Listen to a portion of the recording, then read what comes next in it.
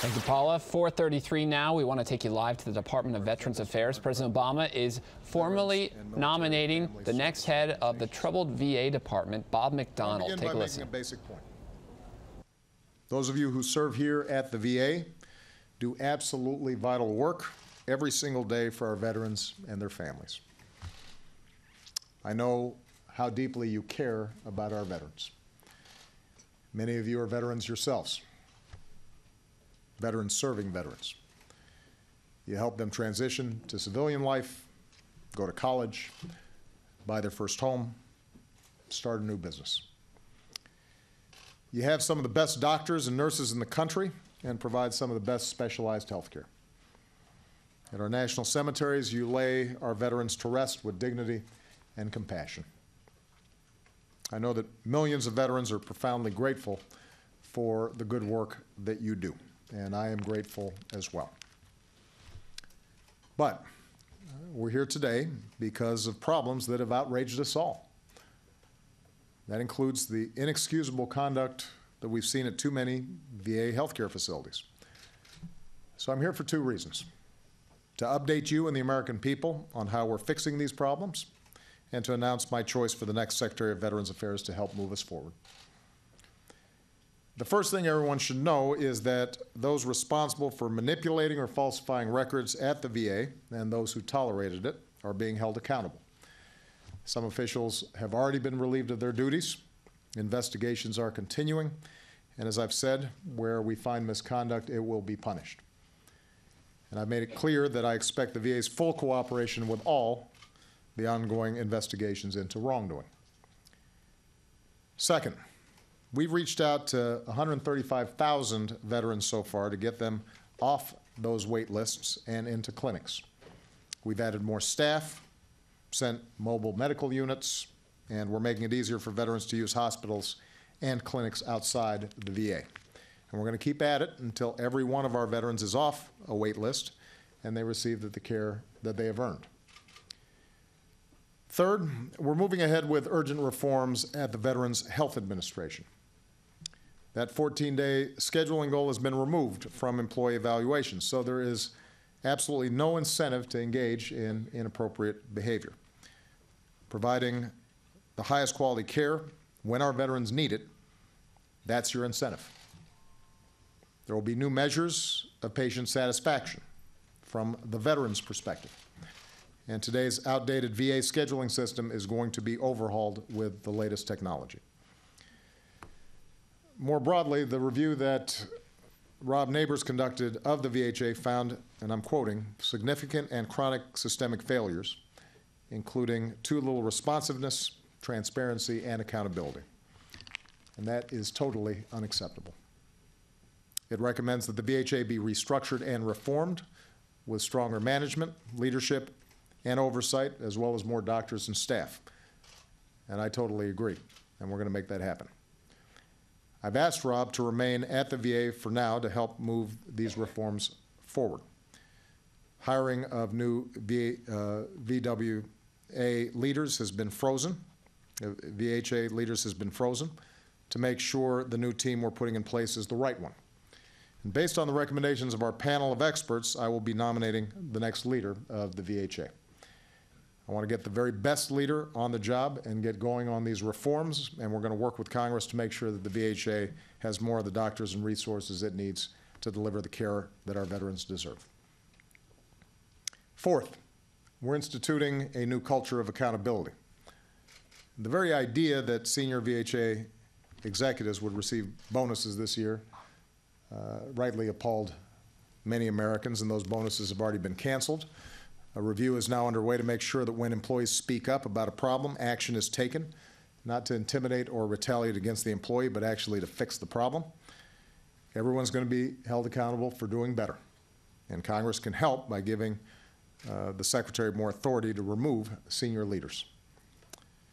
Finally, we're rebuilding our leadership team here at the VA. I want to thank Sloan and others here who have stepped up to serve in new roles during this critical time. And I have to say, Sloan, you have been an outstanding driving force behind the reforms that are now underway. We'll be relying on your steady hand during this period of transition and through your continued service as Deputy Secretary. And I know all of you will have an outstanding partner and secretary in my choice to lead the VA going forward. One of our nation's most accomplished business leaders and managers, Robert McDonald. Now, I've gotten to know Bob a bit over the years. He's come to the White House to share his perspectives as we've worked through complicated issues. He's no nonsense. He's pragmatic. He does not seek the limelight. He repeats the Japanese saying. He worked and lived in Japan for 6 years while at Procter & Gamble.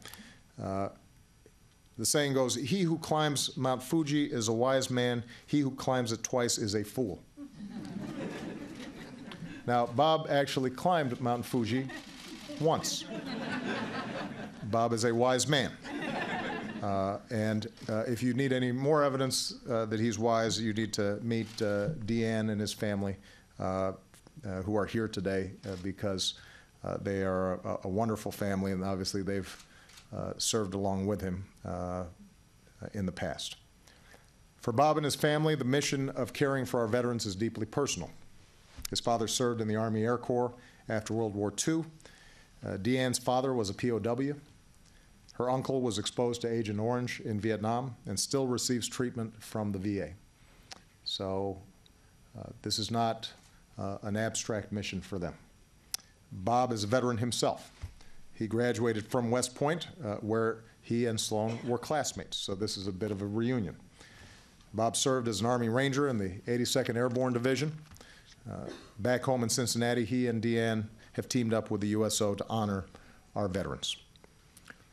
But what especially makes Bob the right choice to lead the VA right now is his 3 decades of experience in building and managing one of the world's most recognized companies, Procter & Gamble. The VA is not a business, but it is one of our largest departments.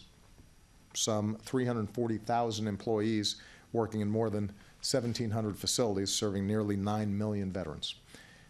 And the workload at the VHA alone is enormous. Some 85 million appointments a year and some 25 million consultations. As CEO of Procter & Gamble, Bob oversaw more than 120,000 employees with operations around the world, selling products in more than 180 countries, in more than 2 million stores, reaching some 5 billion customers. In other words, he knows the key to any successful enterprise is staying focused on the people you're trying to serve. He's renowned for his operational excellence. He started his career out in the field and worked his way up, serving at virtually every level of Procter & Gamble. He understands the grand plans are not enough. What matters is the operations that you put in place and getting the job done. Bob is an expert in making organizations better. In his career, he's taken over struggling business units. He knows how to roll up his sleeves and gets to work, putting an end to what doesn't work, adopting best practices that do, restructuring, introducing innovations, making operations more efficient and effective. In short, he's about delivering better results. He also knows the importance of building what he calls a high-performance team, putting the right people in the right jobs, rewarding them when they do well, and holding them accountable when they do not. And finally, Bob's known for his integrity. He's still guided by that cadet prayer from West Point. Choose the harder right instead of the easier wrong. He served our country in uniform. He's now prepared to answer the call once more. So let me state the obvious. This is not going to be an easy assignment. Bob knows that, but like any Army Airborne Ranger, Bob has a reputation for being ready, jumping into tough situations, taking charge, and going all the way. So Bob, on behalf of all of us, to you, to Deanne, and your family, thank you for your readiness to serve again. My bottom line is this. We've got to change the way VA does business. Over the past 5 years, this agency has done some excellent work in dealing with a whole range of real difficult challenges, and I don't want people to forget that. We have had a huge influx of returning Iraq and Afghanistan veterans. We have had I think, had to manage what was a good decision to make sure that folks who previously had difficulty accessing VA services were finally admitted, whether it was because they had PTSD or folks with cases previously of Agent Orange, all of which meant more people coming into the system. We have had to get up and running, and is now, we're doing quite effectively, work in terms of the post 9/11 GI Bill to make sure that our young people are able to get the training they need after they leave our military. So across the board, there's been some terrific work. But there's a lot more that has to be done. We've got to fix some things that are broken. And Sloan's started that process, but we're going to have to keep on driving until we get it done. We've got to regain the trust of our veterans with a VA that is more effective, more efficient, and that truly puts veterans first. Bob's the manager. We need to help get this done. So I urge the Senate to confirm him as soon as possible. I also urge the Senate to finally confirm my nominee for CFO, Helen Tierney, my nominee for Assistant Secretary for Policy, Linda Schwartz, my nominee to lead the Board of Veterans Appeals, Constance Tobias. They have all been waiting and waiting and waiting for a vote. In Constance's case, for more than a year. We need them on the job now, and Congress needs to act and help us do right by our veterans. We've got to do right by veterans like Corporal Kyle Carpenter. Some of you may have seen the story of Kyle. I recently had the privilege of presenting Kyle with the Medal of Honor for his actions in Afghanistan, where he used his body to shield his best friend from a grenade blast. Kyle spent 2.5 years in the hospital. He endured nearly 40 surgeries to rebuild his body and his face, and he's gone through excruciating rehab. And to see him standing in the White House, strong and proud, receiving his Medal of Honor was something I will never forget. It was an inspiration. Today, Kyle is medically retired, so part of his journey of recovery has involved the VA. On the one hand, he's now in college, and with the help of his VA educational benefits. And it's an example of the good work that the VA has done. On the other hand, his experience with VA healthcare has often been frustrating. He said it was okay that I share this with you today, so I just want to use Kyle as an example. Here's an American hero, by any definition. Sometimes we use that word too loosely. This guy's a hero and deserves everything we can do.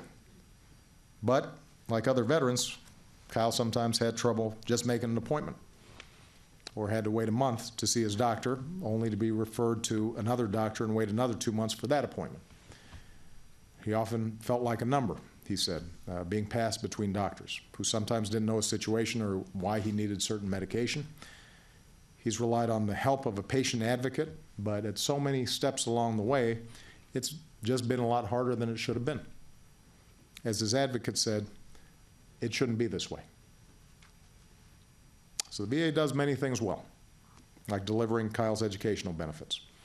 And we need all of you to keep doing that important work, like reducing the disability claims backlog and improving care for post-traumatic stress and traumatic brain injury, building on the good work that's already been done in reducing homelessness among our veterans, helping veterans get their education under the post 9/11 GI Bill, and helping find new civilian jobs so they can enjoy the American dream that they helped to defend. And it's a good time to mention the great work that the VA has done with Joe Biden and Michelle in partnering with the private sector so that that transition from military to civilian life is a lot easier for our veterans.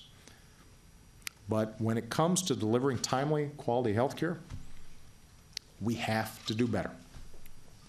We have to do better for Kyle. We have to do better for all our wounded warriors. We have to do better for all our veterans from all our wars. They're looking for us to fulfill Lincoln's pledge, to care for those who've borne the battle and for their families and survivors.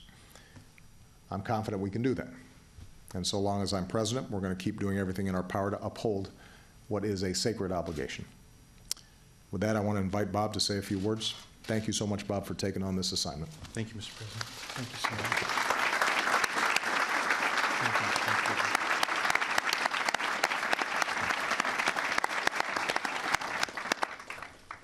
Mr. President, thank you for your confidence in me that this nomination demonstrates.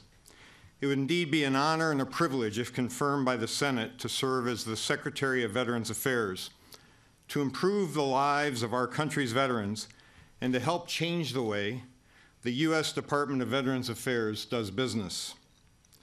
Mr. President, in your remarks just now, you've made it clear what you expect: a VA that is more effective, more efficient, and that truly puts our veterans first.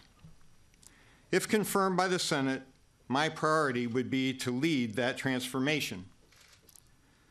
My life's purpose has been to improve the lives of others. I went to West Point to be an officer in the Army to try to help free people who were living in non-free societies. I became an Airborne Ranger Infantry officer in the 82nd Airborne Division because I wanted to be on the front line in leading that change. I joined the Procter & Gamble Company 34 years ago because of its purpose, which is to improve the lives of the world's consumers. Mr. President, thank you for mentioning my father, Deanne's father, and uncle. Yes, for our family, taking care of our veterans is very personal. We need to put care for the veteran at the center of everything that we do at Veterans Affairs. At Procter & Gamble, we always focus on our customer. At the VA, the veteran is our customer, and we must all focus all day, every day, on getting them the benefits and the care that they've so earned. That's the only reason we're here. I look forward to working with the dedicated men and women of the Veterans Affairs to accomplish this mission. I'd like to thank my family for supporting me throughout my life, but especially during this next chapter. My wife, Deanne, my daughter, Jenny, my son-in-law, Scott, and my son, Rob, are all here today.